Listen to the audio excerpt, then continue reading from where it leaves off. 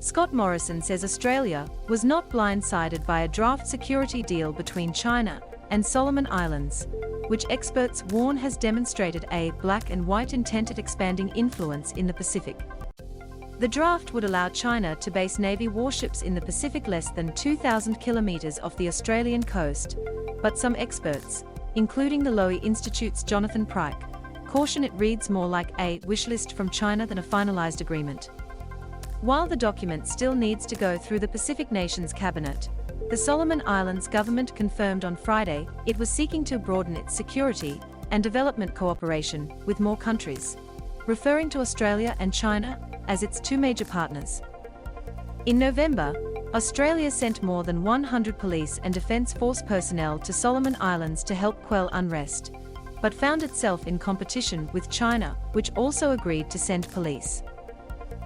Solomon Islands switched diplomatic ties from Taiwan to Beijing in 2019, which partly fueled discontent that led to riots in the capital, Honiara. On Friday, Morrison told reporters in Sydney that Australia is a leader in the region, and having upped its aid contribution from $1.12 billion to $1.7 billion, is the single largest provider of development assistance into the Pacific. The Australian Prime Minister said that China's push for a security deal with Solomon Islands highlights the constant pressure and push that is coming into the region from interests that are not aligned with Australia's and not aligned with those of the Pacific. Morrison noted Australia had negotiated a bilateral security deal with Solomon Islands in 2017 and is always the first call when a crisis arises. Now, there are others who may seek to pretend to influence and to seek to get some sort of foothold in the region, he said. To receive the top stories from Guardian Australia every morning. So, I think these most recent developments and the uncertainty and instability in the Solomons just highlights once again why it has been so important that we leaned in as heavily as we have. Morrison said Australia would see how the draft agreement progresses.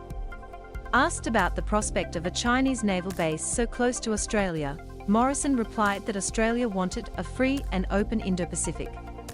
We share with our Pacific family values, we share culture, the principles of democracy and freedom, and these are things that are very important to the Pacific Island peoples.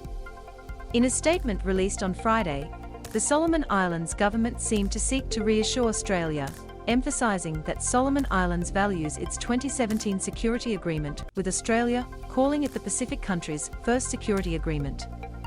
Solomon Islands continues to preserve its security agreement with Australia as it develops and deepens its relations with all partners, including with China. However, the government added that it was working to broaden its security and development cooperation with more countries. In a significant signal, the government statement referred at one point to Australia and China as Solomon Islands' two major partners. The government said the agreement with China had a development dimension to it, covering humanitarian needs of the country besides maintaining rule of law, and was necessary given the country is located in a global hotspot where the impact of climate change is 3 times the global average. More development cooperation is being sought within and externally to ensure the country is put back on track, especially during this difficult time, with the impact of COVID-19 on people's lives, building the economy, including damages caused by the recent riots and looting, and the population's well-being.